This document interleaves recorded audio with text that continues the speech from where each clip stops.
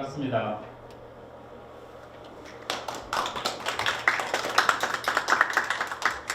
저는 마을 해설사 하고 있는 신교실입니다.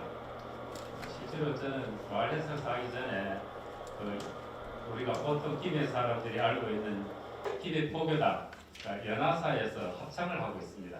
그 합창단이 거기서 만들어지고 난 다음에 있으면서 합창단이 있는데 연화사 가라는 게 있으면 좋겠다 싶어가지고 이제 연화사 가를 만들기 위한 글을 쓰기 시작했어요. 그러다 보니까 그 연화사라는 자리가 아주 오래부터 있던 자리라서 굉장히 유적이 있어서 그거를 공부하면서 보다 보니까 이제 자꾸 수위로 이렇게 넓혀져서 기대를 공부하게 됐습니다. 그러다 보니까 그 우리 동네가 어떤 건지 알려준다는 마을 해설사 양성 교육이 있어가지고 거기서 교육받고 지금은 이제 가끔씩 외부에서 오시는 분들이 우리 그 보문군이나 왕릉이나 봉황대 요새는 또 많이 뜨고 있는 봉황대길, 요새는 봉리단길 이렇게 하는데 거기 원래 이름이 지금 붙여진 이름이 봉황대길입니다. 그 길을 안내해달라 그래서 해주고 그다음에 읍성 안에 있는 그 우물, 그다음에 그 북문 연화사에가 예전에 있던 함어정, 그다음에 이제 그 연자루 이런 것들을 이제 소개를 하고 이러다 보니까 공부를 하다가 그 마을 해설사 해설을 하면 수로 왕릉을 꼭 해설을 하게 됩니다. 그 해설을 하면서 다른 왕릉하고 이렇게 비교하다 보니까 좀 차이가 좀 있어요. 그런 부분들이 궁금해서 공부를 하다가 도백 스님한테 뭐 이쪽으로 가니까 포럼에 들어오래요. 그래서 지금 이렇게 오고 또 여기 와서 공부 같이 하다 보니까 궁금한 거 물어보고 하다 보니까 저보고 발표를 하랍니다. 그래서 공부하던 것이 있어서 정리를 해서 이번에 발표하게 됐습니다. 이런 발표장에 올 수 있도록 해줘서 참 영광이고요. 감사합니다. 그러면 오늘 발표하는 것이 주제가 수로왕릉, 지금은 그 남릉 정문이라고 하는 문이 있어가지고 남릉이라고 부르기도 합니다. 그 안에 있는 정각들, 그 다음에 이제 성물이 마양호석 이런 비석 이런 것들이 있고요. 그런 것들이 위치가 지금 있는 자리 원래부터 그 자리에 있었던 게 아니고 조금씩 옮겨져서 지금 있는 자리로 돼 있거든요. 그런 거를 한 번쯤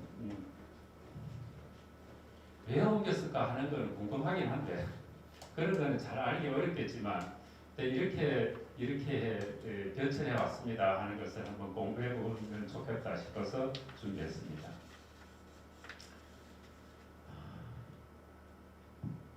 그 미리 보기는 저기 해설하다 보니까 이 용어들이 다 옛날 한자로 돼 있어요. 그래서 그런 용어를 조금 알면 좋겠다 싶어서 미리 보기 조금 해놨고요.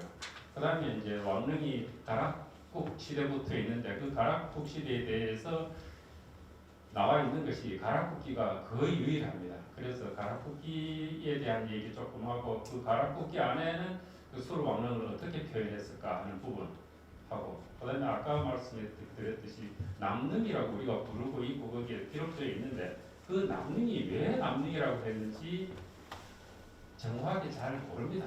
근데 제가 공부를 하다 보니까 아마 이래서 남릉이라고 부르지 않았는가 하는 부분이 있어서 제가 사학자는 아니지만 한 번쯤 같이 볼만하다 싶어서 그 부분 집어넣을 거예요. 그 다음에 수로 왕릉이 이제 그 다음에 한참 뒤에부터 수로 왕릉의 정각들이 이제 새로 조선시대부터 만들어졌고 그리고 이제 그 수로 왕릉의 정각이 처음에는 지금 조선 왕릉처럼 요즘 사람들은 정자 이름 잘 모릅니다. T자 형태로 만들어졌던 정각이 있었는데 숭선전이라는 현액을 받으면서 지금처럼 그렇게 사각형 일자형의 정각이 됐습니다.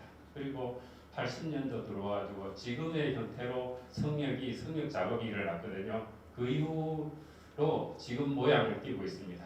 그리고 영정각, 그 수로 왕과 왕후의 영정을 모셔오는 영정각이 다른 데에 있는 왕릉에 가면 없습니다. 전혀 없는지는 잘 모르겠는데 대부분 없어요.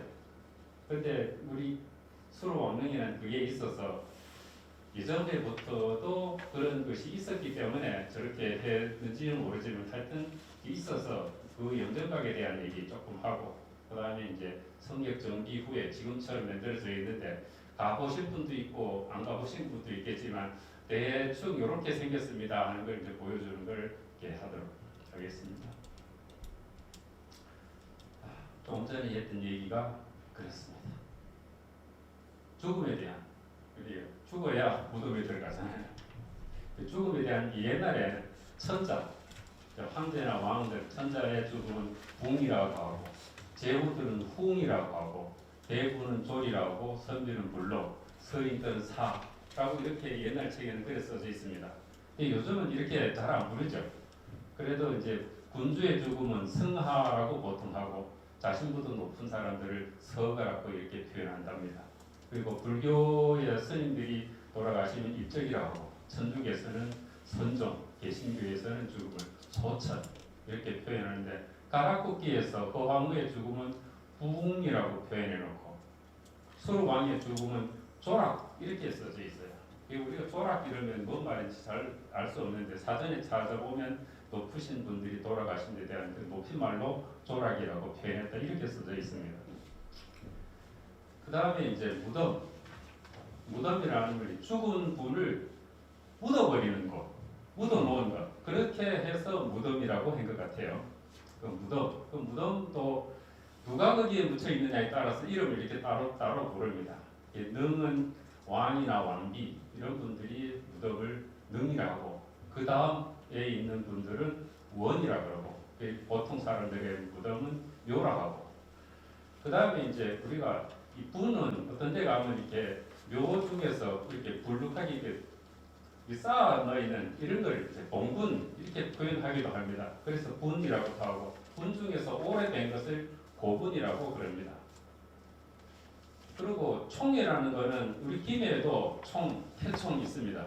근데 이제 그 주인이 오래된 무덤인데 고분인데 그 주인이 누군지를 모르고 그 무덤 안에서 뭐가 나오냐에 따라서 천마더가 나오면 천마총, 금관이 나오면 금관총 이렇게 부르고 김해에서는 조개가 묻어져 있다고 해서 조개무지 이래 하는데 한자로 쓰기에는 해총 이렇게 하고 그 다음에 묘라고 하는 말이 위에 있는 산소 그 봉분과 똑같은 이런 묘를 쓰는데 여기 있는 묘는 사당을 뜻하는 그런 이런 묘를 쓰고 있어서 한글로만 쓰면 뭐가 뭔지 잘 알지는 못합니다.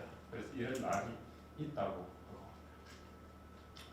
그 다음에 건물에 대한 것이 우리 앞에도 보면 이제 전 이렇게 되어 있는 부분이 있는데 왜 그런 말을 썼을까?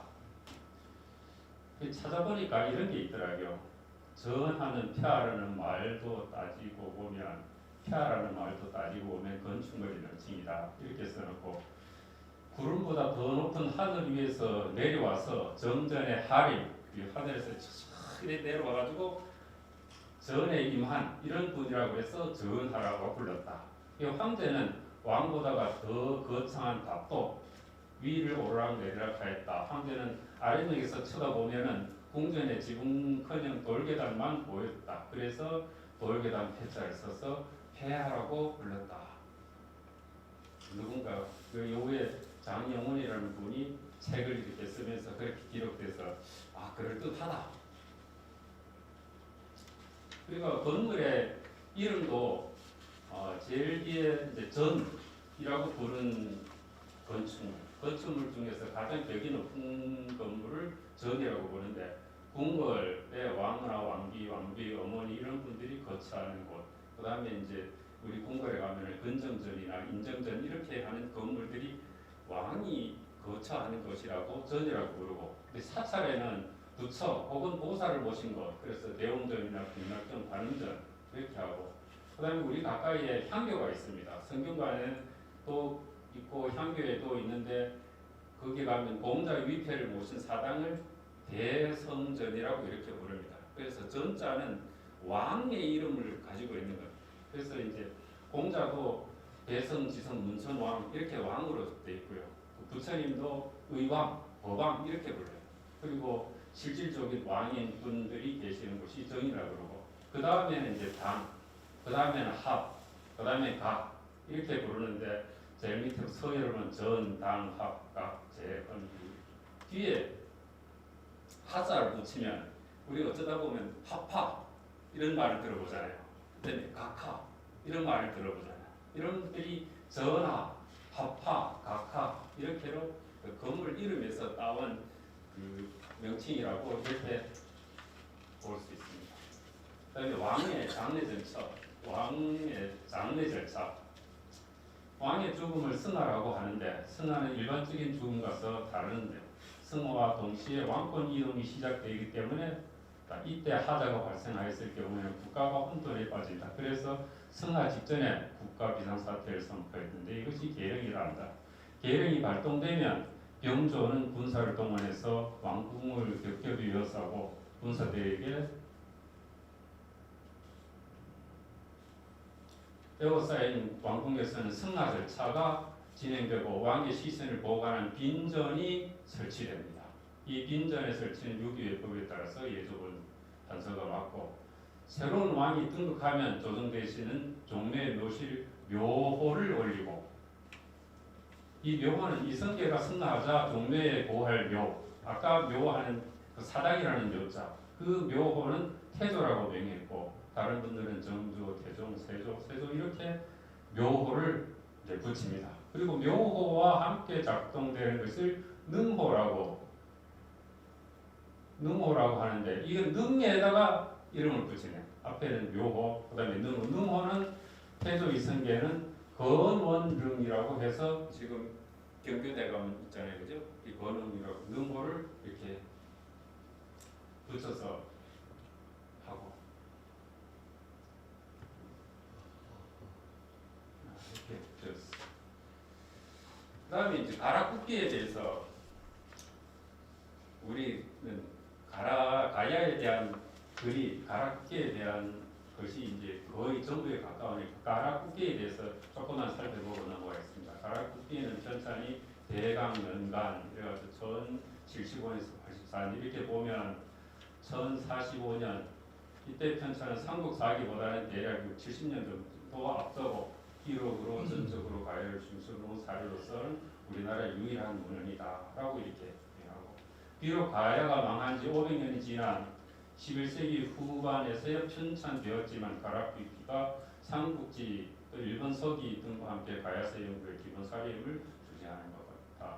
현존하는 가락국기는 삼국유수에 실리는데 그 가락국기가 전문이 아니다. 왜냐하면 가락국기 찬자, 삼국유사의 찬자, 삼국유사를 지금 이련이 문두에 문종대인 대강연간의 금간지 주사인 문인의 찬한 것인데 지금 줄여서 싣는다라고 밝혔기 때문에 이 안에 우리 가락국기가 삼국유사 안에 들어있지만 그것이 가락국기 전부라고 볼 수 없다라고 얘기하고 있습니다.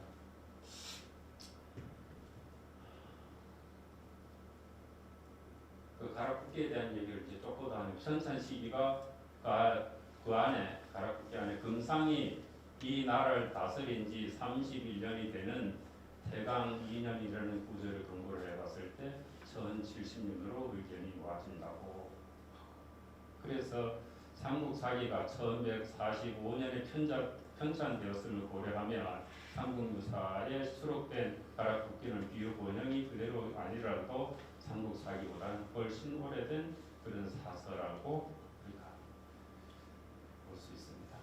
그럼 가락국기 안에 수록은 어떻게 입니다. 요거는 위에 보면 국립기내박물관에서 발표했던 자료가 있어서 그것을 발췌해서 이렇게 해봤습니다. 수록왕릉은 저기 빈궁입니다. 그 빈궁이라는 게 앞에도 잠시 들어있지만 빈궁이 어떤 건지는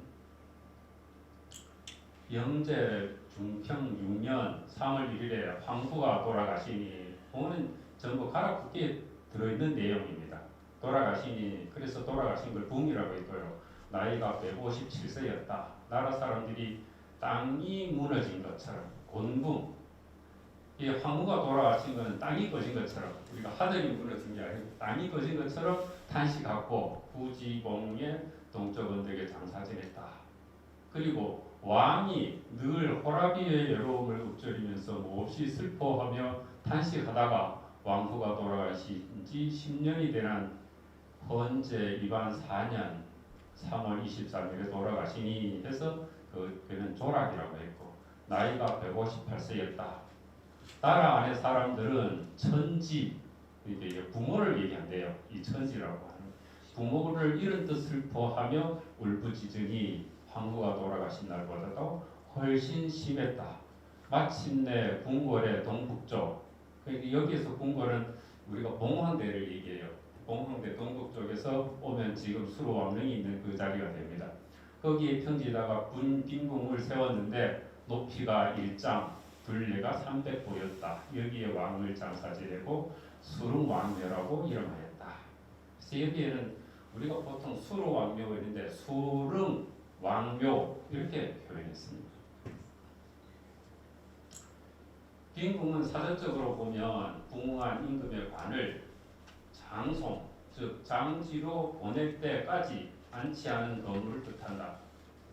그 임금을 장례를 지낼 때 3년 상하고 가서 발을 깨무는 게 아니고 3개월, 6개월, 어떤 데는 1년씩이나 지나서 장지가 다 마련되면 그때 장례를 지냈다 그래요. 그러기 위해서는 별도의 건물을 있어가지고 거기에 모셔져 있었다고 그래요.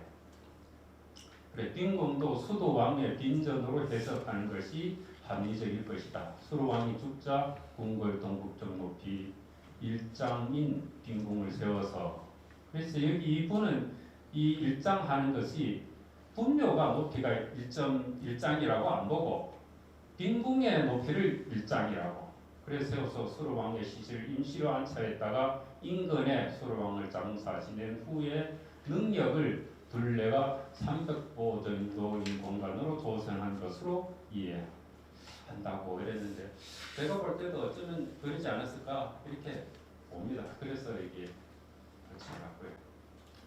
수릉왕묘의 의미와 성격, 이거는 비슷한 내용인데 쭉 읽고 넘어가겠습니다. 요는 사당의 의미를 가진 글자로 잘 알려져 있는데, 이 점에서 수릉왕묘는 수릉이라는 수르왕의 능호에 더해서 수르왕의 사당이라는 의미를 다 복합된 명칭이라고 할 수 있다. 가락국기에 보이는 묘 가운데 일부가 능과 묘의 의미로 받아들여지는 것도 실은 그 때문이라고 생각된다.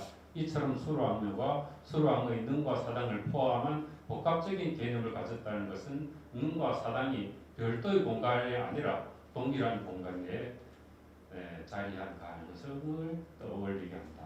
이렇게 표현했습니다. 가락국기에는 또 다른 표현이 있는데요. 마침내 대궐 동북쪽 평지에 빈궁을 세웠는데 높이가 1장, 둘레가 300보였다. 여기에 수로왕을 장사 지내고 수릉왕묘라고 이름하였다. 대를 이은 거등왕부터 구대손까지 제사는 이 묘에서 지냈으며 모름지기 매년 음력 정월 3일과 7일, 음력 5월 5일과 음력 8월 5일, 15일 이렇게 5번 풍성하게 짜임새 있는 제사는 서로 이어지어 끊이지 않았다. 그 여기에서는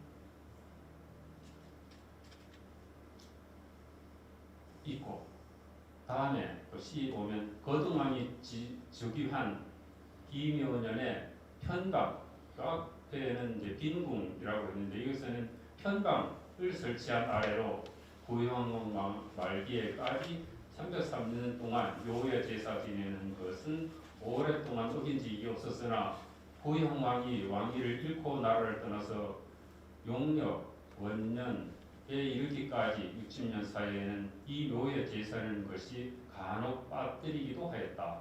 아름다도다 문무왕의 범민왕이 들어가고다 하는데, 먼저 조상을 받들어 모시고 효성스럽고도 효성스럽거나 끊어진 제사를 이어서 다시 시행하였거나 하는 것이 가락국기에 있습니다. 그래서 가락국기에 있는 것이 빈궁이라는 이름이 나오고, 그 다음에 편방이라는 이름이 또 나오고요. 그 다음에 또 다른 말이 나오는데 도적의 무리가 있어서 수르왕 묘 안에 끄목이 많다고 하자 와서 훔치려 하였다. 처음에 이들이 왔을 때는 몸에 갑주를 입고 장궁에 화살을 끼운 용사 한 사람이 있었는데 묘에서 나와서 사방에 비오듯이 화살을 쏘니 7~8명이 죽고 도적 무리가 급하게 달아났다. 며칠 뒤에 다시 오니 길이가 30척이나 되고 눈빛이 번개와 같은 큰 구렁이가 있어서 묘방에서 나와 8~9명을 물어 죽이니 겨우 죽음을 묘하는 사람들도 모두 엎어져 넘어지면서 흩어졌다. 그러므로 능원의 안팎에는 반드시 식물이 있어 그것을 보호한다는 것을 알게 되었다. 이렇게 기록되어 있습니다. 앞에는 이제 빈궁, 그 다음에 편방, 또 여기에서는 묘방 이렇게 표현된 들이 있습니다. 수로왕묘는 수로왕의 능호인 수릉과 사당이라는 뜻을 가진 묘가 벽합된 용어로 수로왕릉의 능과 묘가 가까이에서 위치하였음을 시사한다. 수릉왕묘는 가락국의 시조인 수로왕을 모신 데서 비롯되었으므로 시조묘로서 조성되었지만 어느 시점부터 가락국의 역대왕을 모시기 시작했을 뿐만 아니라 해마다 5차례 정해진 날짜에 제사를 지냈다는 점에서 일종의 종묘처럼 성격이 바뀐 것으로 보인다. 지금도 가보면 수로왕묘가 수로왕과 왕비만 모셔져 있지 않고 2대부터 시작해가지고 9대까지 묘를 쭉 같이 모시고 있어요. 그래서 조선의 왕묘처럼 가락계 종묘처럼 이렇게 우리가 모시고 있습니다. 그럼 구조는 어떻게 됐을까? 뒤에 아까 묘방과 편방과 정침의 기능을 가졌으리라고 생각한다. 금옥이 보관되어 있던 묘 안의 공간과 즉 정침 옆에 별전인 편방의 존재를 염두에 둔다면 더욱 그럴하다. 다시 말해서 수로왕묘 내에 편방과 별개로 금옥과 같은 귀중품이 보관되어 있었던 건물이 존재하였던 것이다. 다만 수로왕을 장사 지낼 때 당시 묘제가 목관묘임을 염두에 보면 지금도 우리 고분박물관 안에 들어가면 1호 고분은 1번 처음 이제 발굴대 때하고 똑같은 모양으로 재현해놨어요. 목관묘임을 염두에 둔다면 묘방이나 편방을 봉분 상부에나 또는 지하에 설치하는 것은 불가능하였고 자연스럽게 그 위치는 능의 곁에서 찾을 수밖에 없을 듯하다. 이처럼 수로왕묘는 그림과 같이 적어도 정침의 역할을 한 묘방과 그 곁에 위치한 별전인 편방으로 이루어져 있었음을 알 수 있다. 그래 그림으로 표현한 게 이렇게 표현되어 있어요. 제 오른쪽에 표현되어 있는 것이 정침과 별전 이래가지고 묘방과 편방 이렇게 표시되어 있는데 또 다른 발표 자료 같은 글인데 하나는 발표 자료로 되어 있고 하나는 또 책으로 나오는 것들이 있더라고요. 그래서 찾아보니까 하나는 저렇게 정침과 별전 이래가지고 2개만 되어 있고 또 일본에처럼 빈궁과 묘방, 편방 이렇게 다 있는 것도 있어요.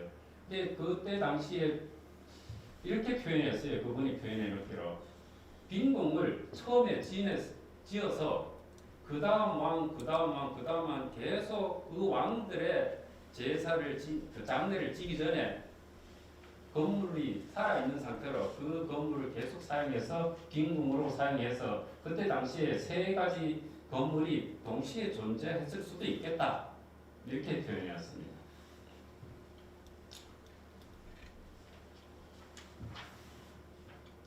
그 다음에 예전에 묘기하고 능묘가 존속됐다는 근거가 남아있는 부분이 있어서 조금 집어넣어놨습니다. 고종 21년 1884년에 건립한 가락국 대조릉 숭선전비 요거는 지금은 가보면 이제 숭신각이라고 건물 안에 들어있는 그 비를 말합니다. 그 비에 의하면 고려 문종대왕은 수로왕이 주교하신 국악 또 같은 각 이민연에 당에서 지금 주사인 김양희를 특명해서 능원을 보수하고 형사를 갖추게 한 사실은 양일이 지은 비문에 자세히 실려져 있는 바 비문은 아직 있거니와 비석은 와멸되고 퇴폐했으니 가탄스럽게 기록되어 있어 아마도 1062년에 처음으로 융비가 세워졌던 것으로 본다. 1076년에 지어진 가락국기에 거동왕 김효년에 처음 조성한 능묘가 지금부터 878년을 지나는 동안에도 능 위의 아름다운 흙과 수로 묘는 허물어지지 않았다라고 기록되어 있으니 그때까지도 수로왕의 능묘가 아무 털 없이 존속하고 있었음을 알 수 있다. 이때까지도 존재했었다. 가락국기가 쓰여진 그때까지만 해도 이렇게 있었다고 이제 보는 겁니다. 그리고 김양일이 지은 그 지문은 가락국기 뒤편에 이렇게 그 시처럼 이렇게 써져 있는 그 문이 있는데 그게 그 비문이었다고 이렇게 보여집니다. 그 가락국기 이후에는 우리가 어떻게 됐을까? 그 가락국기 이후에 일어났던 일들을 그 성역 정비 사업, 지금처럼 성역을 정비하시는 분들이 그걸 정비 사업을 하면서 보고서에 이렇게 써져 있습니다.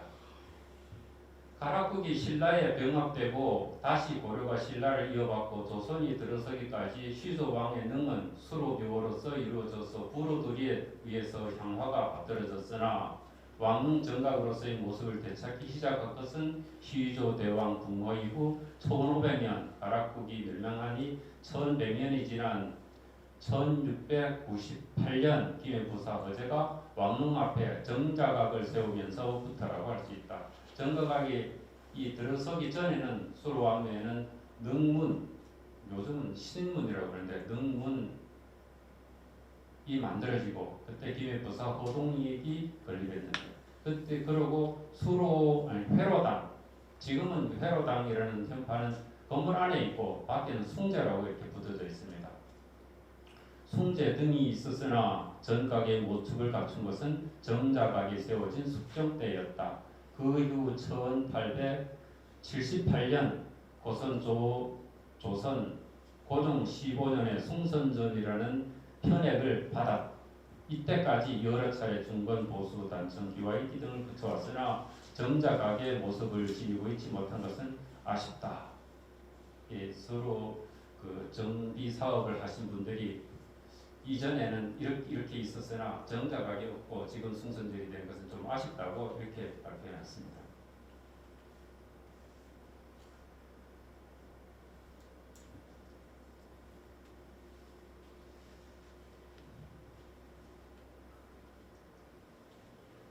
또 읽겠습니다.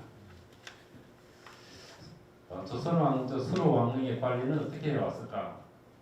조선의 왕조에 들어오면서 각국의 시조 왕들을 숭봉하기 시작했는데 그때 세종 21년에 김해성 서쪽의 수로왕을 직접 봉실한 경상도 관찰사 이선의 장계에 의해서 예조에서 수로왕릉 사방 30보 내에 경작과 초목을 금하게 하소서 하자 세종이 윤회하였다. 이것이 조선시대에 들어와서 처음으로 수로왕릉을 손을 보기 시작한 것입니다. 그때도 그 관찰사가 가보니까 그렇더라. 그래서 여기를 좀 이렇게 단도리를 좀 했으면 좋겠다. 이래가지고 30보 내에 경작과 초목.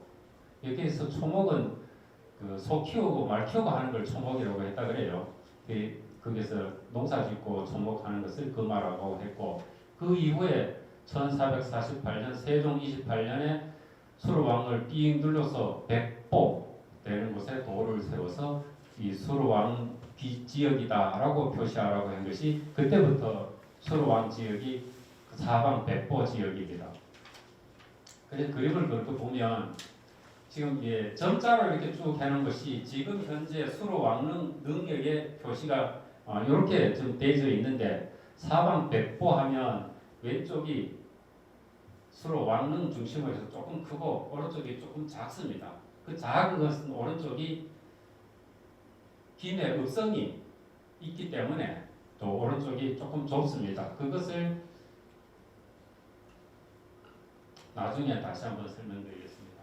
그리고 1580년 허엽이 경상도 관찰소로 보이면서 수로왕릉을 보수하고 상섭하고 계단을 갖추었다.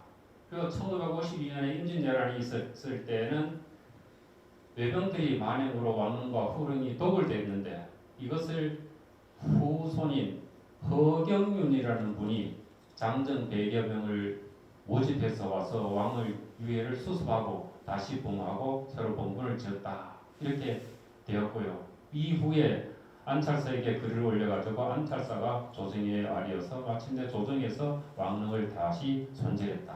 그럼 임진왜란 때 우리 왕릉을 도굴하려고 했던 거거든요. 도굴했는지도 모르죠.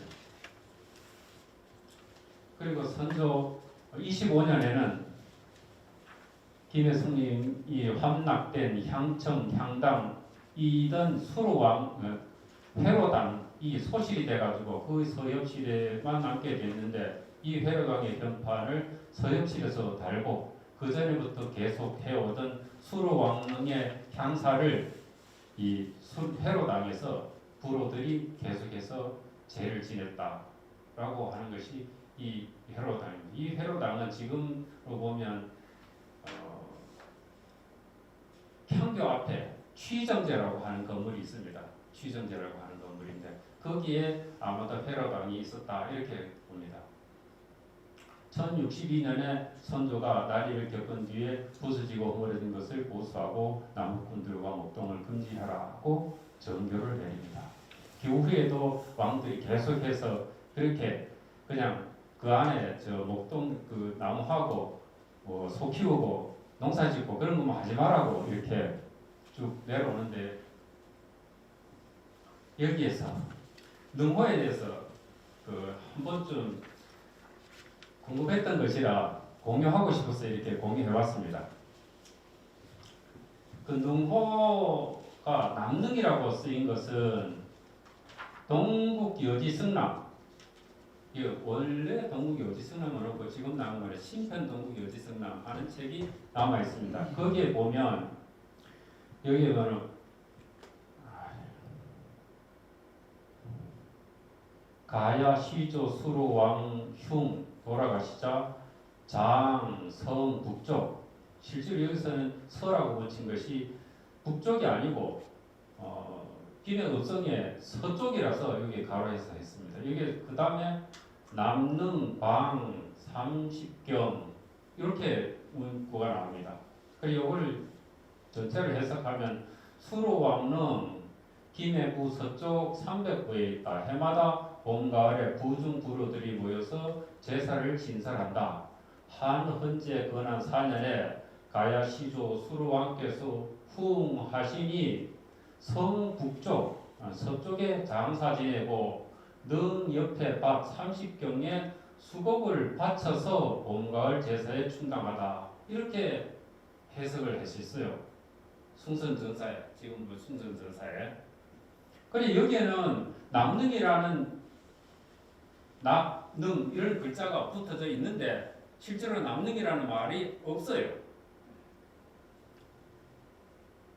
근데 숭선전지에는 보면 가야시조 수로왕 후흥 장성 북 남능 이렇게 띄어쓰기를 이쪽으로 붙이든지 저쪽으로 붙이든지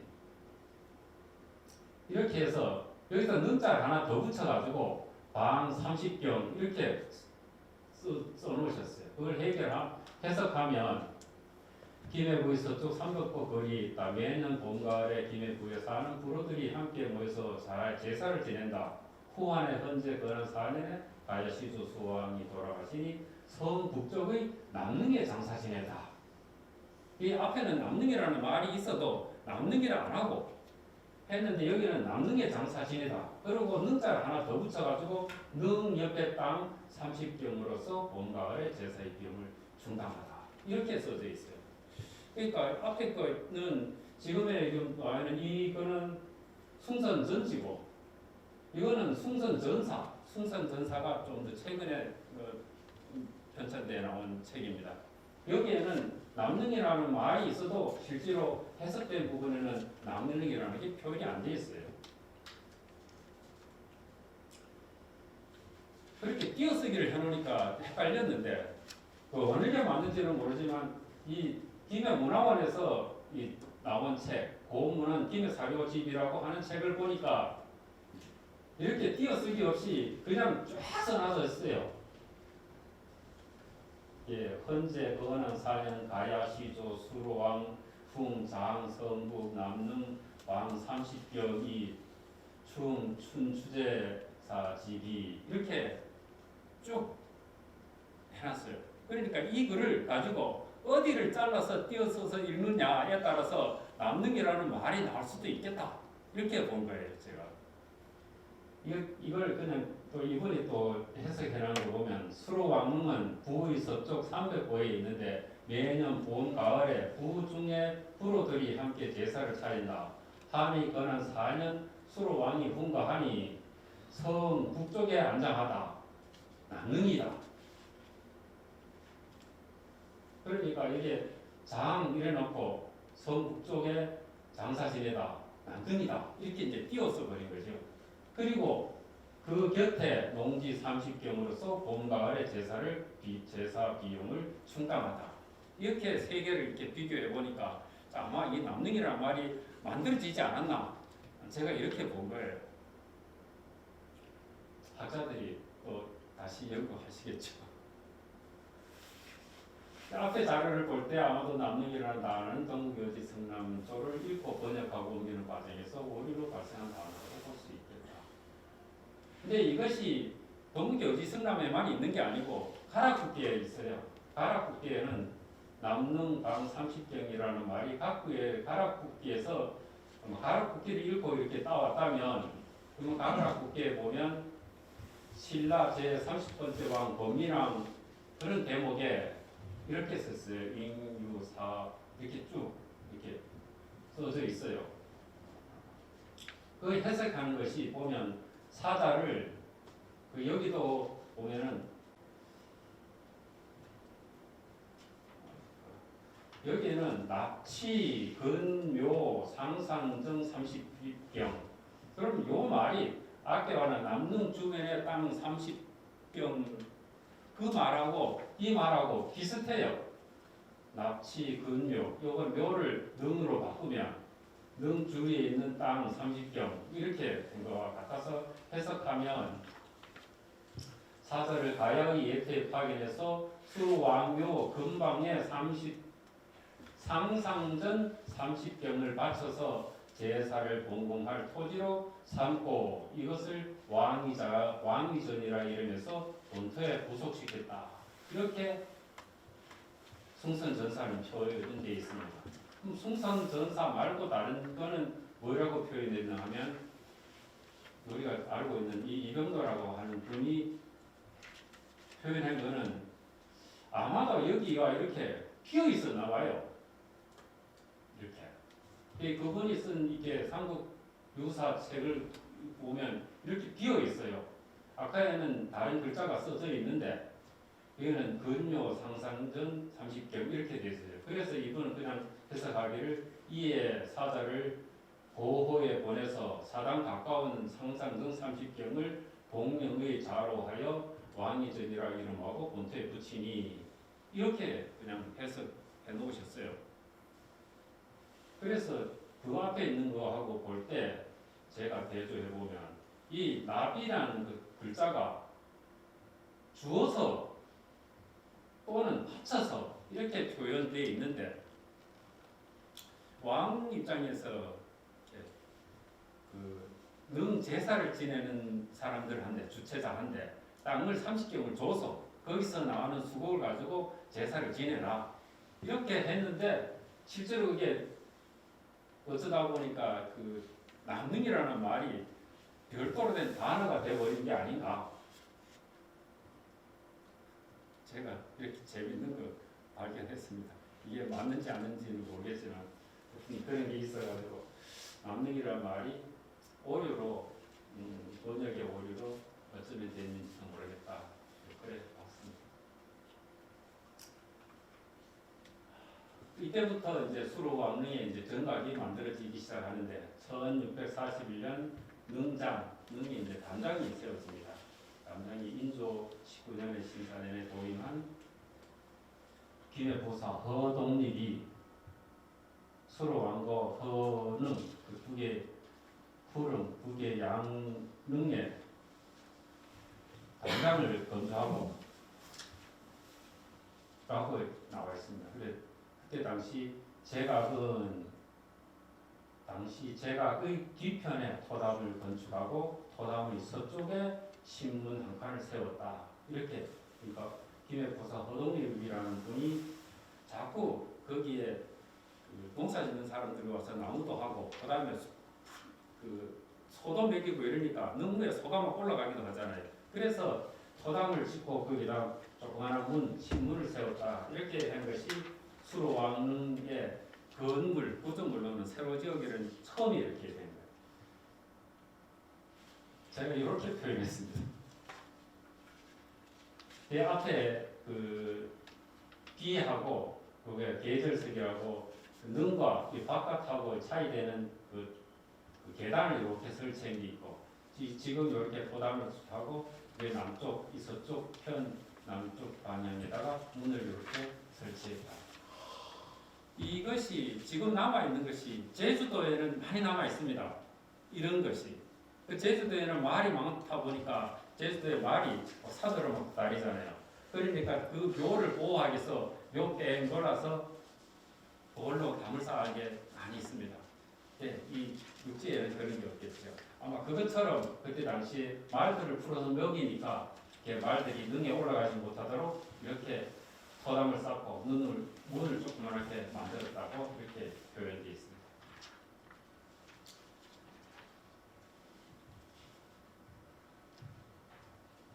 그 다음에 이제 가락국수 왕릉 B가 이제 설치가 되는데 1647년 2월 후선 경상도 관철사 허적이 왕릉과 구릉에 비석을 건립하였다. 이때의 빙어는 실제로 대학자인 수미 허목이 대작하였다. 이 허목의 문집에 가면 지금 우리 뒤에 있는 그 글이 그대로 나와져 있습니다. 그래서 그 뒤를 세우기는 허적이 세웠지만 뒤부는 허목이 지었다고 이렇게 말합니다. 거기에 있는 앞에는 보면 가락국 수로왕릉 또 후릉에는 가락국 수로왕비 보주태우 허씨름 지금 현재 있는 비 그대로 있습니다.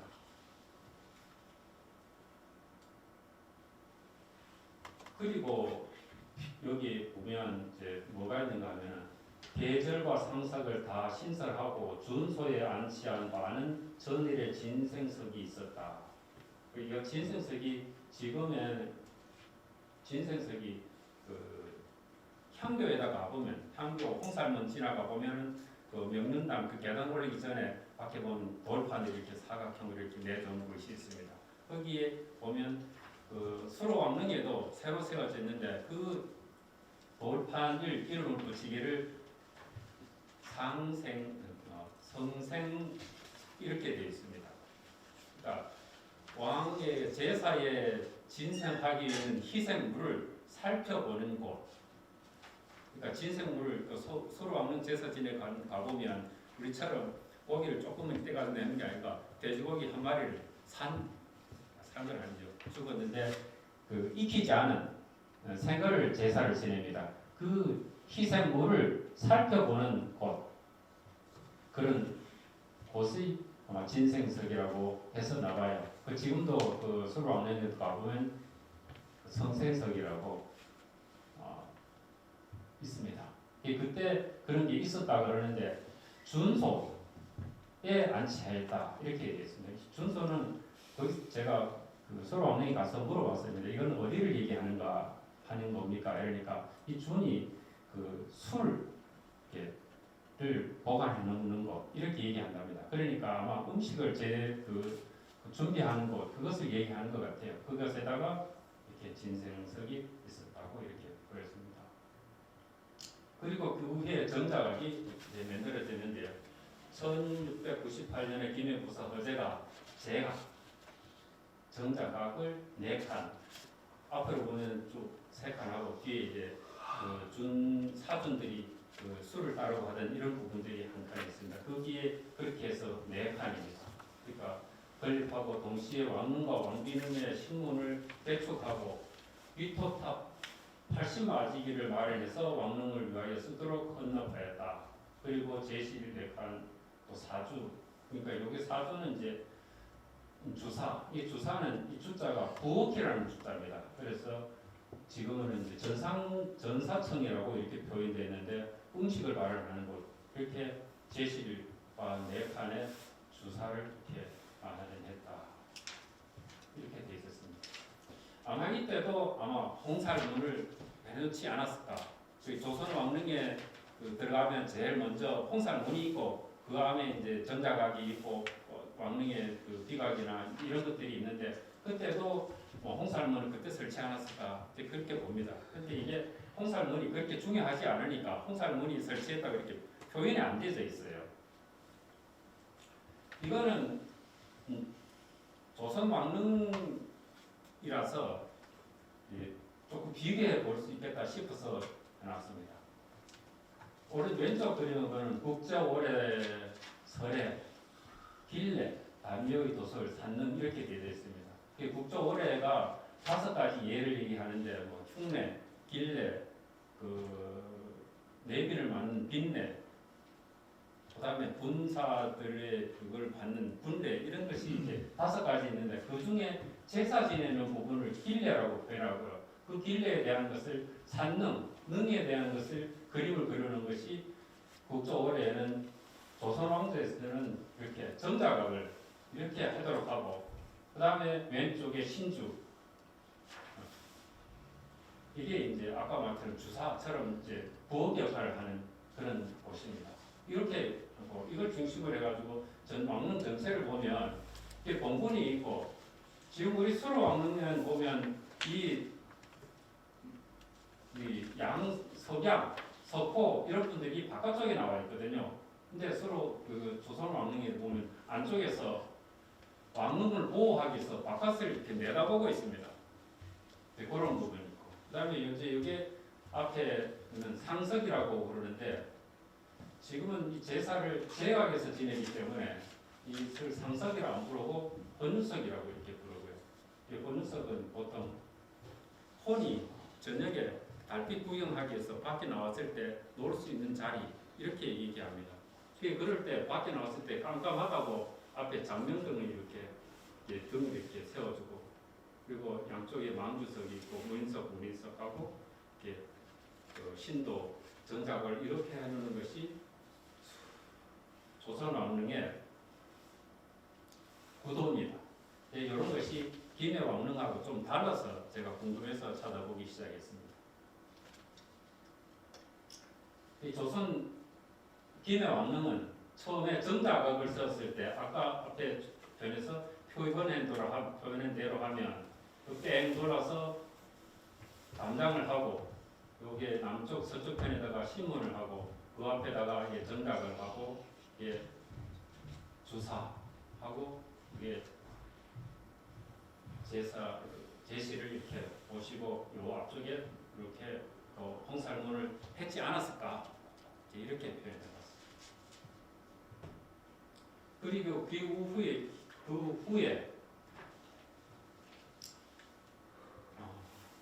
여기 있는 이 회로당이 수로 왕릉 안으로 들어오니 일이 생겼는데 이 앞에 보면 허재가 제각을 하고 난 다음에 80마지기를 왕릉을 위해서 헌납을 했단 말이에요. 이 왕릉에 관리하는 땅 80마지기가 제법 컸나 봐요. 이 제법 큰 이 땅을 니끼다 내끼다 하고 시비가 자꾸 붙는 거라. 그래서 김해부사신임경이 능답에 대한 시비가 회로당에서 계속 모여서 그걸 하니까 회로당을 헐어서 왕릉 경내로 이전한 이런 일이 생겨서 회로당이 왕릉 안으로 들어오게 됐습니다. 이때. 그리고 1746년에 영조 때도 왕비는 사방이 배포되는 곳에 경계석을 세워라 이런 전개를 내었고요.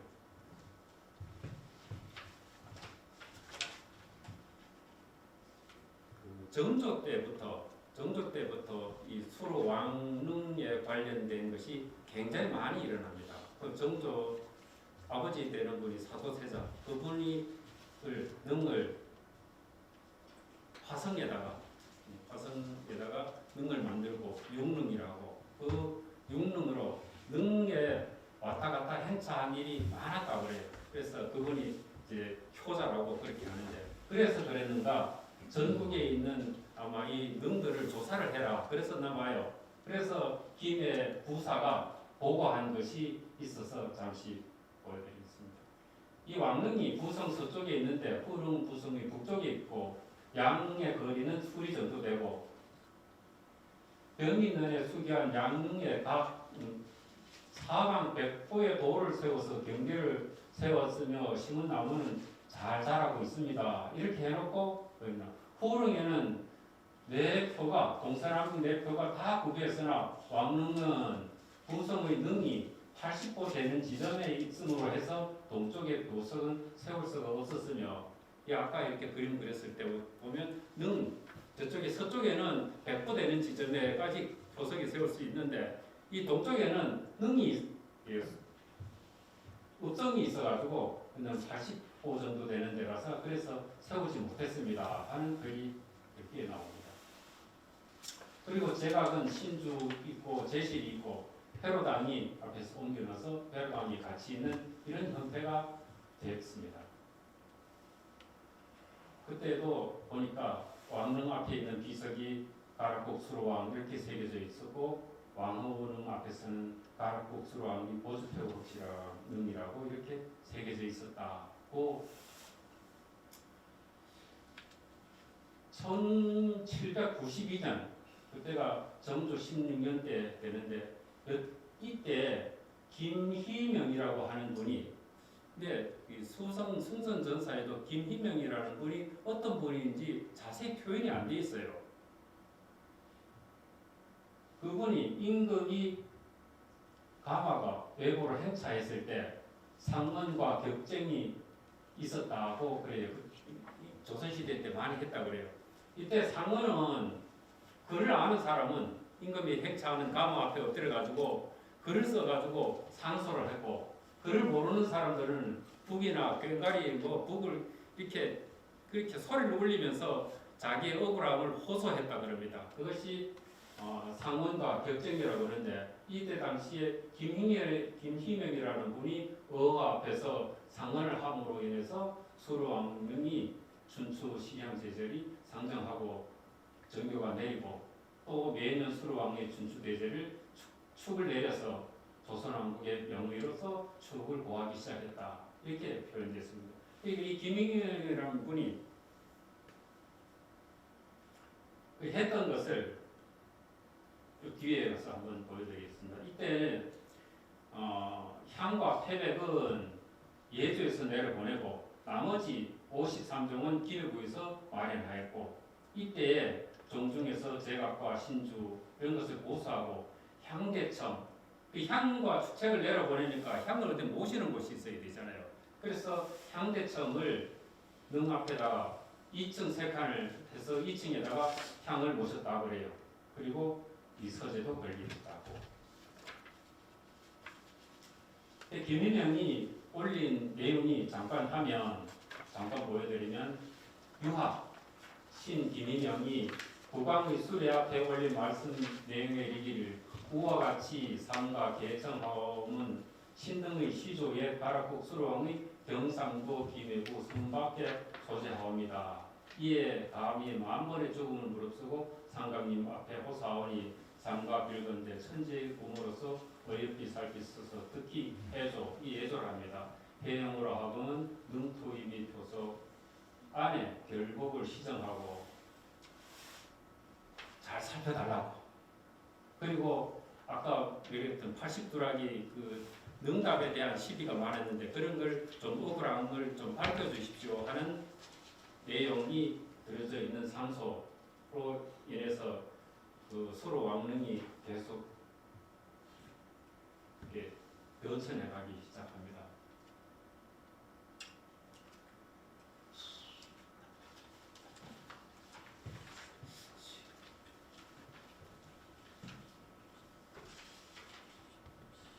시간이 너무 좀 뛰어넘어가서 가지고 이렇게 하겠습니다. 이때 그림을 보면 처음에는 여기 향대청이 2층 생판에 위에 있었고 요 밑에 바깥에 외상문을 있었고 이렇게 그 통살문이 있었습니다.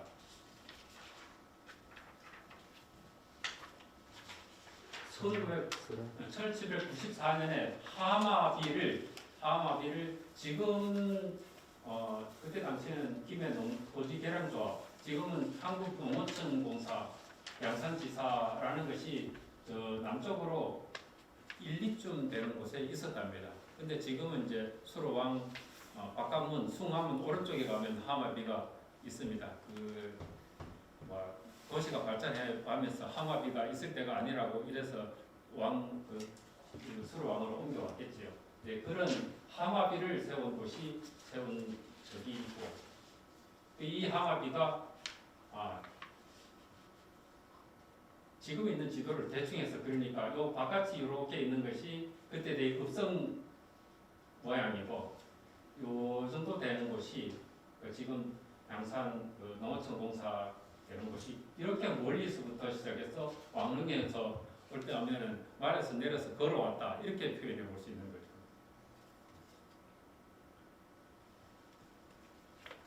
그러고 난 다음에 정자가 왼쪽에다가 그 안향각 향과 그 제물을 모셔놓는 건물을 이렇게 짓습니다. 그러면서 여기에는 2층을 1층으로 줄여서 지금처럼 그 남릉 정문처럼 이렇게 하고 이거 이렇게 하는 대신 요 바깥에 문을 지금처럼 저면은 그 영신루 지금은 이제 가랑루라고 표현되어 있는데 그 가랑루 또는 영신루, 봉타로 이렇게 안에가 보면 현판이 3개나 붙어져 있습니다. 이렇게 이런 형태로 이렇게 됩니다. 그리고 승선전 헌액과 승선전의 모양 아까는 정자각의 형태였는데 승선전의 모양이 왜 지금의 형태로 바꿨느냐 하는 부분을 해보겠습니다. 이 승선전이 짓게 된 것은 후손이자 대학자인 허전이라는 분이 고종 15년에 가락국 시조의 왕인 능인 남능이 제각에 전호가 있어야 한다. 그 전호를 내려줄 것을 요청 상소해서 그것이 풍처가 돼가지고 이제 지금처럼 승선전이라는 이름이 내려옵니다.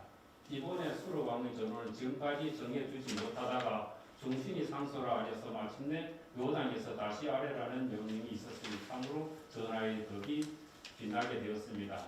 현판을 내려주는 문제는 예조에서 분지하여 거행하였고 여기 보면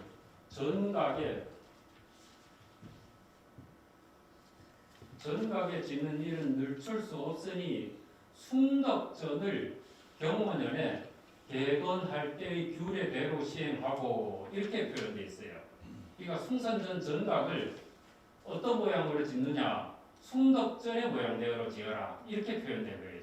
이 숭덕전은 그 경주의 오능에 있는 박격거스의 능이 숭덕전입니다.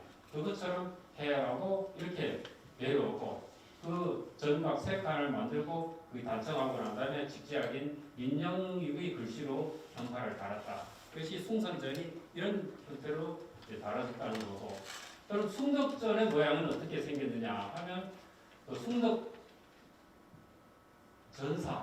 숭덕전사라고 하는 책을 보니까 실로 시조의 성씨는 박씨고 휘는 혁거세니 동도 경주에 건국하신 지 첫 번째 임금이시다.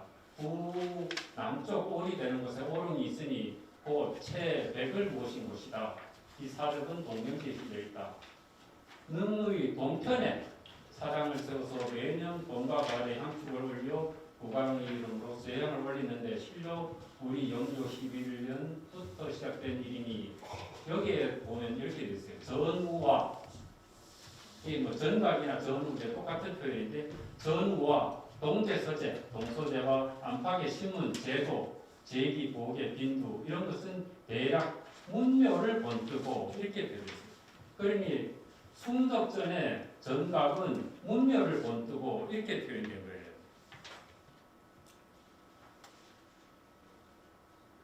그러므로 이게 숭덕전은 문묘, 그 문묘는 뭐냐 하면 대성, 지성, 문선왕. 그래서 문왕 이렇게 표현은 돼요. 대성, 지성, 문선왕. 이분이 누구냐면 공자를 말하거든요. 이 공자의 유패를 모신 성균관인의 향교에 가면 대성전이라는 건물이 있습니다. 이거를 문묘라고 표현해요. 그래서 대성전과 같은 건물을 지어져서 숭전전은 숭덕전에 규례대로 건축된 것이기 때문에 대성전과 숭덕전과 숭성전은 같은 모양이라고 봅니다. 그러니까 숭성전이 아까 그 성역 정비하는 분이 예전에 정자각이 있었는데 그 정자각이 없어진 것이 참 아쉽다고 그랬는데 숭성전이 만들어진 유래가 이렇게 되어 있기 때문에 정자각이 아닌 현재 일자처럼 향교에 있는 대성전, 그 경주에 있는 숭덕전과 같은 모양을 띠게 된 것이 이렇게 돼서 그렇게 돼서 지금처럼 그런 모양을 띠고 있습니다. 이게 기리향교 배치도입니다. 요 끝에 여기에 그 홍살문이 있고 그다음에 이제 풍화로가 있고 그게 앞에 몇 명도 있고 제일 끝에 대성전이 있는데 이 사각형 형태로 세간에 이렇게 건물이 져 있습니다. 이것이 숭덕전 사이에 들어져 있는 숭덕전의 모양입니다. 이 숭덕전의 모양은 제일 위에 있는 정전, 이쪽에 제일 정전하는 것이 이 숭덕전입니다. 그래서 그때에 새로 지은 그 배치도가 지금 오른쪽에 있는 것처럼 이게 홍산문하고 앞에 있는 그 영신루하고 일자로 쭉 안 되고 오른쪽으로 비껴서 남는 정문하고 숭선전, 그 다음에 안향각이 이렇게 비껴서 저래 있었는 것 같아요. 제가 보기에는. 그래서 저렇게 표현했습니다. 그때 당시에도 신문은 뒤쪽에 그냥 저런 형태로 그냥 있었다고 보고요. 숭제, 지금 그 왕릉에 들어가면 이 가랑로 왼쪽에 보면 숭제 건물이, 그 제실 건물이 있습니다. 그 안에 들어가면 회로당이라는 현판은 건물 안에 있고 건물 밖에 숭제라는 현판이 걸려 있습니다. 그거는 1883년 3월에 김해에 사는 김모룡이라는 10살 된 아이가 그렇게 그걸 썼답니다. 이게 그걸 지금은 아마 숭제라고 해서 그 제실이, 그러니까 수로 왕릉에는 참봉이 숭선전 참봉, 그다음에 숭안전 참봉, 그다음에 능을 돌보는 능참봉 이렇게 따로 되어 있습니다. 그러니까 숭선전 참봉은 지금 숭제에서 있고, 그다음에 숭안전은 숭모제라는 건물에서 준비하고 그래 제사 준비를 그렇게 합니다.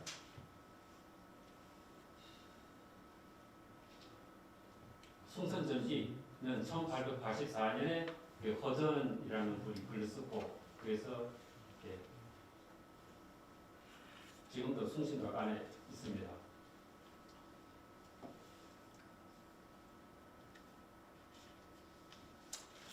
이게 그 예전에 복판으로 그렸던 숭선전의 그림입니다. 숭선전이 이렇게 그때 당시 여기에는 보면 그러면 홍살문에서부터 시작해가지고 그 연신루, 정문, 숭선전하고 능하고 일자로 이렇게 쭉 되어 있는데 사진에는 이렇게 이렇게 안 되어 있고 아까처럼 비스듬하게 이렇게 되어 있어요. 그리고 왼쪽에 있는 그림에는 능 앞에 비가 있고 비 앞에 계절 또는 상석이라는 것이 두 개 그려져 있어요. 이 왼쪽에 거는 하나 그려져 있고 오른쪽에는 두 개가 그려져 있어요. 지금은 세 개가 있습니다. 왜 그랬는지 잘 모르겠어요. 그림을 보니까 차이가 있는 게 이쪽 그림과 왼쪽 그림과 오른쪽 그림의 차이가 다 똑같는데 능 앞에 있는 상석이 왼쪽에 그리는 한 개 있고 오른쪽에 두 개 있고 지금 현재는 상석이 세 개가 있습니다. 이거는 1908년에 구지봉에 가락국태종 강탄비를 재어서 구지봉에 가는 걸 볼 수가 있습니다. 하마비를 1924년에 숭선전으로 도로 옮겨왔고요.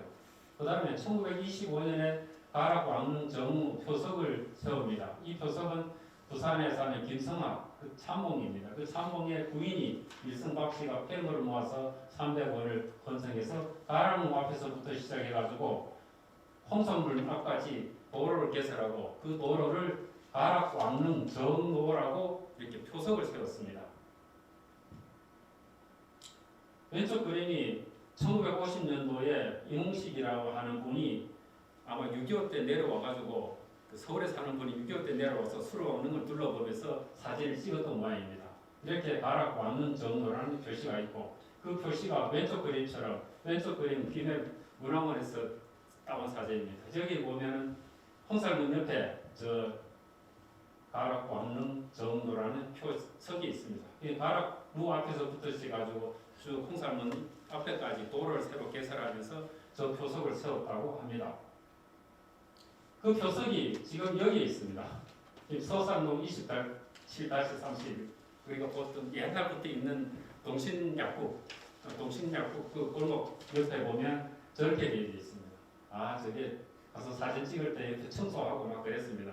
반대꽁초도 있고 막 엉망으로 지금 자리 돼 있는데 저게 여기 와 있지 않고 원래 있던 데 가 있어야 되지 않을까 싶어서 좀 아쉽습니다. 그리고 옆에 있는 그림은 지금 보면 능과 능비가 마주 보이는데 남능 정문하고 숭선전이 오른쪽으로 비껴나져 있습니다. 언제부터 저렇게 됐는지는 정확히 잘 모르겠습니다. 제가 다 알지 못해서 그러니까 저렇게 비껴나 있는 게 그때 지금은 여기를 보면 앞에 마연보석이 없습니다. 말이나 그 호랑이 돌이 없습니다. 그때 전부터 이 왕릉의 정문하고 숭선전은 비껴져 있고 이거는 혹시 모르실까 모르는 분이 있을까봐 여기가 아까 그 가락왕릉 정로라는 기가 세워진 자리가 거기 1948년경 지도라고 김해 지기지 이렇게 있어서 갖다 놔봤습니다. 그리고 1926년 이쯤에 해서 아까 뒤에 있던 신문을 남릉 정문 서쪽에 입어냈습니다. 1926년에. 지금은 다른 데 가 있는데 그때 그 뒤에 있는 그 담장이 있던 것이 아마 담장의 형태가 바뀌면서 이렇게 옮겨놓은 것 같아요. 그리고 1927년 이렇게 신도비하고 기적비 성물이 세우시기 시작합니다. 그때 참봉 김성학이 가락국 태조왕릉 중건비를 세우고 숭선전 이렇게 세우고 김씨, 허씨, 양중 중에서 가락국 태조왕릉 중수 기적비를 가락루 앞에다가 세웁니다. 그 능 앞에 석등, 장명등이라고 하죠. 그리고 방주석, 남릉 정문 앞에 문인석, 문관석, 무관석, 그다음에 양, 말, 호 이렇게 도를 세우기 시작한 것이 27년이라고 숭선전사는 기록하고 있습니다. 근데 김해옥지에는 이렇게 표현했어요. 김해옥지에는 1924년에 중수할 때 문석, 마양호석, 장명 등 철옹문, 속대석, 중수비, 기적비를 전부 하고 장원을 개축하고 이때 오직 김성학의 힘을 다했다. 이렇게 김해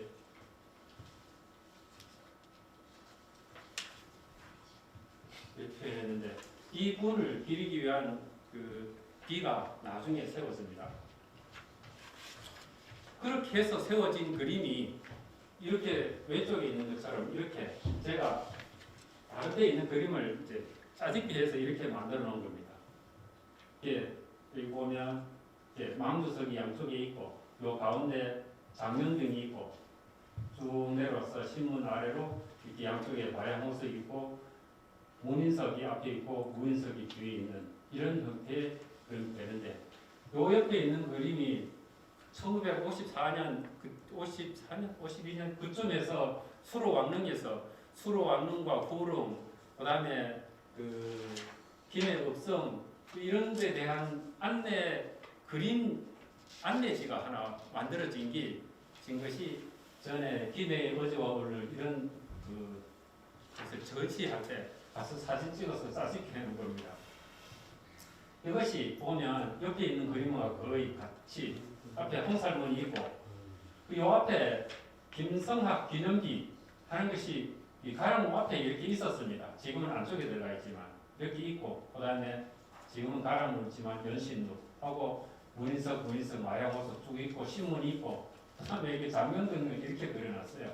그리고 양쪽에 촛대석이 있고 능이 이래져 있는 이런 그림이 관광안내지처럼 수로왕릉 김해 관광안내지처럼 만들어진 그림이 있어서 올려봤습니다. 시간 좀 나와서 조금 이거 한번 그 능을 구경하는 데서 도움이 되지 않을까 싶어서 한번 또 올려봤습니다.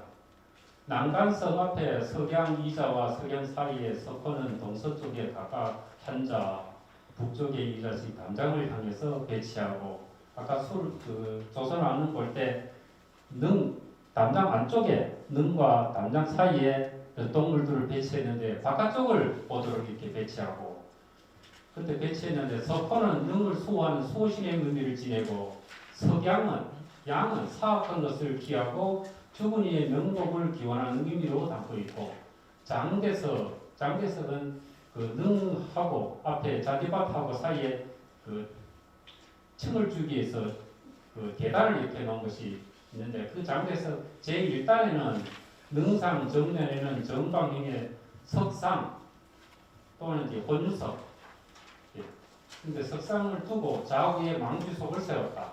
장명등은 능침의 중심 시설이기 때문에 멀리 조산과 또는 안산의 축을 맞춰서 능 앞에 세우고 그런데 이 장명등은 일반적으로 왕릉과 1품 이상의 사대구 묘에만 사용했는데 화사석, 등을 피는 불을 켜는 곳 그곳에는 창을 뚫어가지고 뚫어 놓고 그 다음 그 위에는 옷개서 올린 뒤에 구슬로 장식이 달린 상윤이 얹어 있는 것이 장명등이다. 근데 이렇게 장명등에 불을 켤 수 있도록 만들어진 장명등도 있고 대부분의 장명등은 불을 밝힌다는 의미로 구멍만 뚫어져 있습니다. 장명등 좌우에는 관복을 입은 문인석 한 쌍 또는 두 쌍을 대립하게 하고 문인석 뒤에나 옆에 각각 석마 한 자를 세우고 또 그 아랫단인 하계에는 제3단 좌우에 문인석 앞에는 무인석 한 쌍 또는 두 쌍의 석마를 각각 일좌씩 세운다. 그리고 요거는 이제 왕의 경우이고 중국의 황릉의 경우에는 능원이 문에서 정전까지 이르는 신도 우리가 보통 참도라고도 하는 이제 신도 양쪽에 31을 잘못 들어갔습니다. 석수를 마주보게 앞에 신도 우리 수로왕릉 들어가면 숭암문 들어가면 그 양쪽에 홍살문 있잖아요. 그 앞에서부터 왕릉까지 쭉 들어가는 문을 이 길을 신도로 하는데 그 양쪽에 일렬로 세우고 이 조선에는 석수를 능침 공간에 수호하는 형태로 외양이 있고 이는 중국의 묘제 중제후의 제도를 따르면서도 조선만의 독창성이 가미된 것이다. 또한 고종과 순종은 대한제국의 황제라 칭했으므로 석수가 중국 황제의 능지에 따라서 신도 양쪽에 배치되어 있다.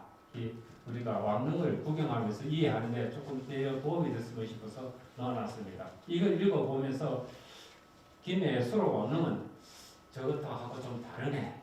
이렇게 느껴볼 수가 있습니다. 1949년에 총선제를 3월 15일과 9월 15일로 정하기로 했고 1950년 6월 6.25 사변 때는 너무 안에 미군 포병부대가 주둔했다가 전쟁이 끝나고 난 다음에 이렇게 미군 부대가 그 철수해 가는 그런 일도 겪은 곳이 이 수로왕릉입니다.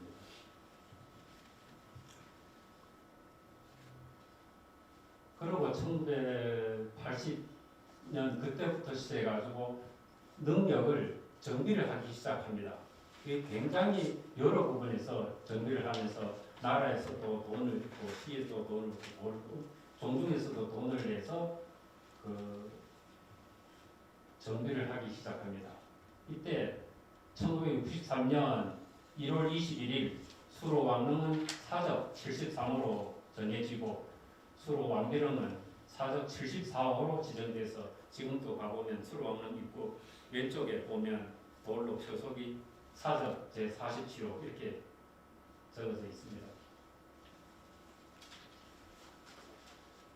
그리고 1972년 지금 물에 들어가면 제일 첫 번째 만나는 문, 이 외산문을 1972년에 건립을 했습니다. 그리고 그때 당시 능 남쪽에 있는 여러 가지 땅을 매수를 했고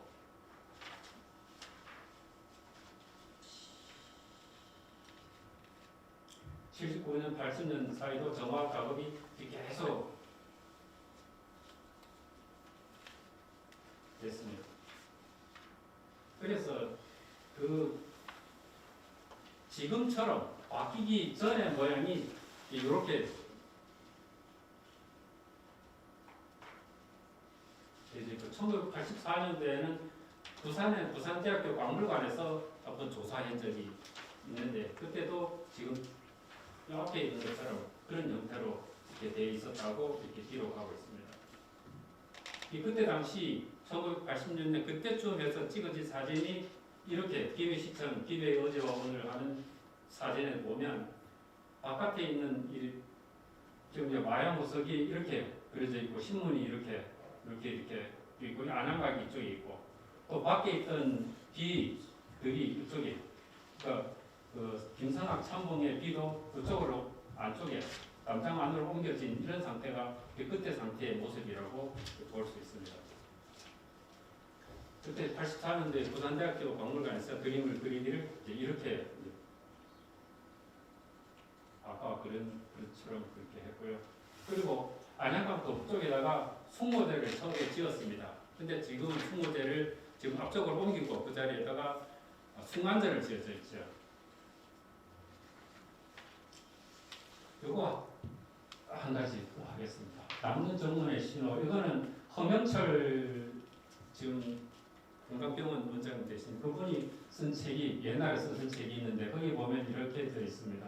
수로왕릉에 있는 신호와 코끼리 두상 물고기적 신호를 아유타국에서는 수호신호로 여기고 있고 김해왕릉의 정문 그림에는 두 마리 물고기가 탑을 가운데 보고 마주보고 있으며 이 신호는 인도의 아유디아의 관광소와 성문 위에 조각된 것과 동일한 성격을 띠고 있다. 또 이 신호 위의 코끼리 두상은 앞에서 언급한 바와 같이 인도의 가야에 있는 상두산, 즉 가야산이 불교의 성지이므로 이 코끼리 두상의 단천 쪽을 아유타국에서 가로구까지 불교의 영향을 미치고 있는 것을 볼 수 있습니다. 하고 그림을 이렇게 그렸어요.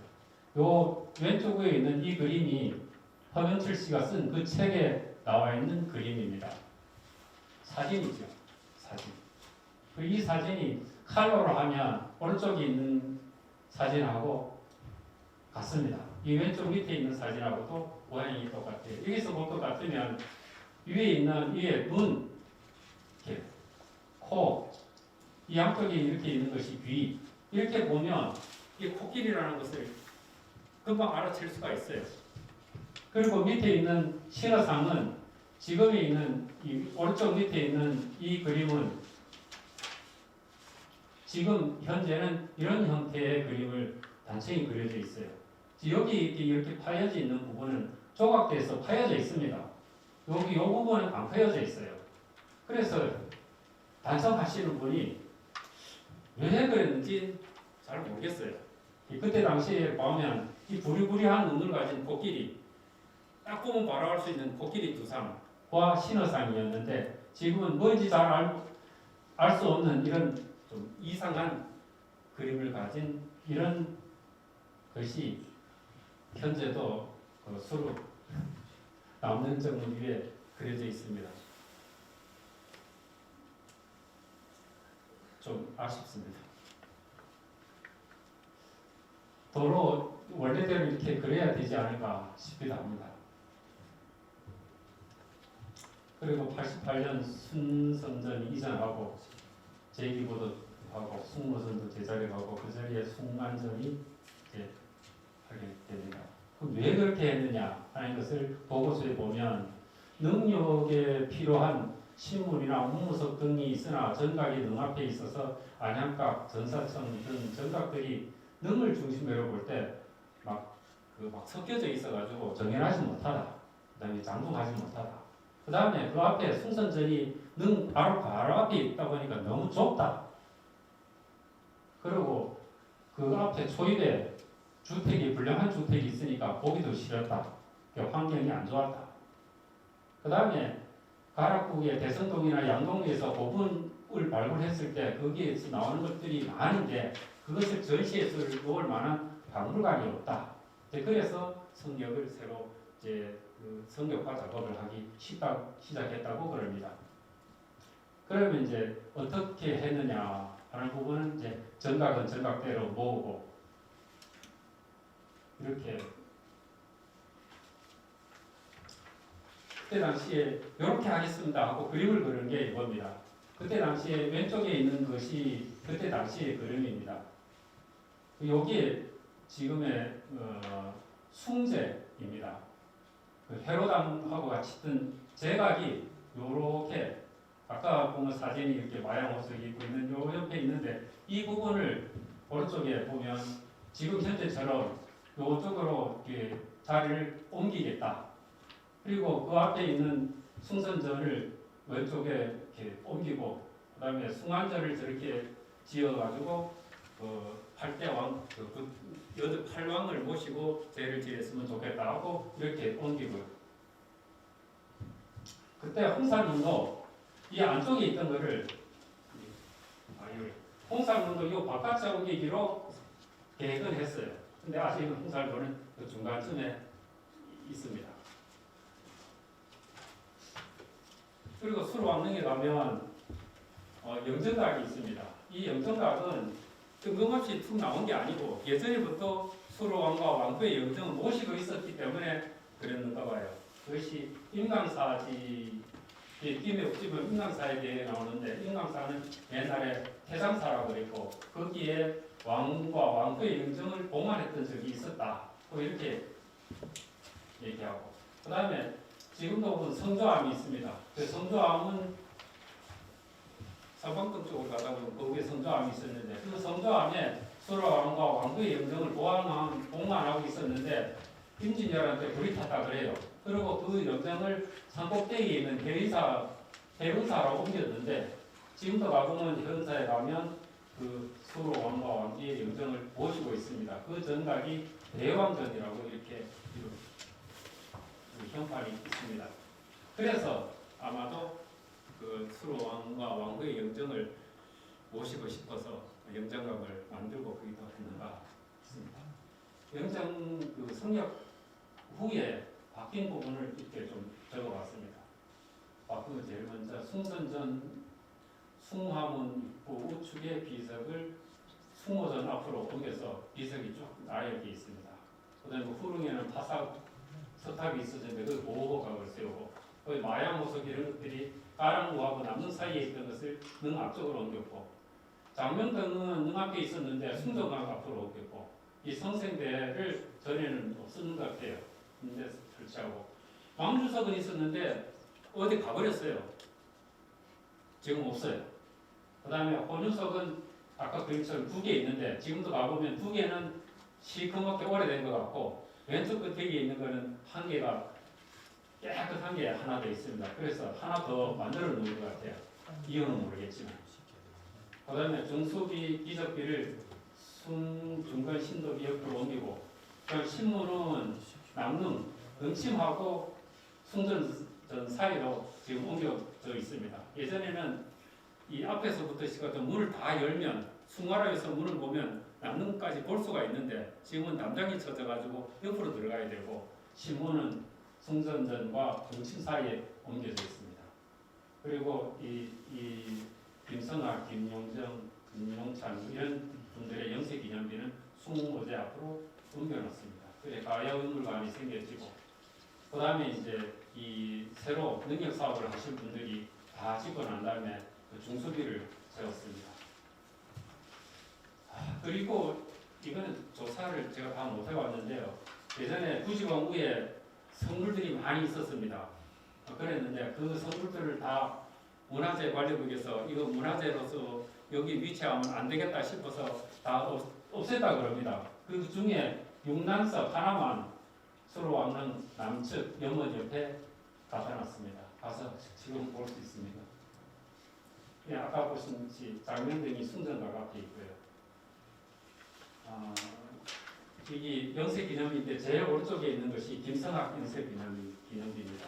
이것은 다른 것은 다 돌로 만들었는데 이것은 돌로 아니고 보세로 만들어졌습니다. 그 뒤에 보면 이분이 뛰어나서 10,000개의 숟가락을 모아서 이 비를 만드니 천년토록 없어지지 않을 것이다 이렇게 써져 있습니다.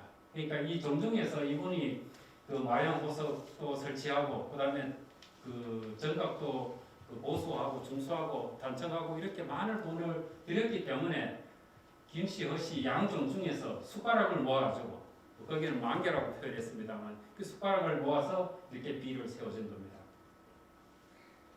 그리고 그 제일 오른쪽에 있는 비는 가보면 김성학 비, 김성학 씨가 세운 비고 그 중간에 있는 거는 김씨, 허씨, 양종 중에서 세웠고 왼쪽에 있는 거는 성역 사업을 하고 난 다음에 세워진 중수입니다.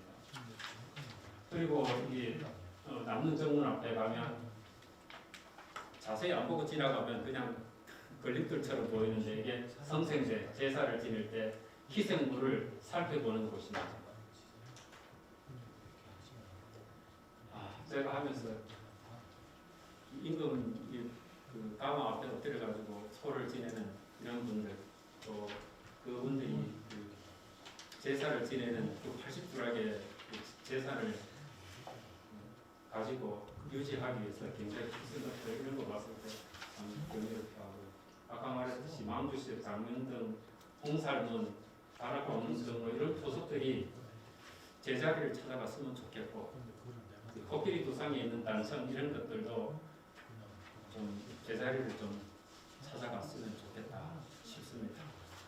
이상 지루한 시간 들어주셔서 고맙습니다. 감사합니다.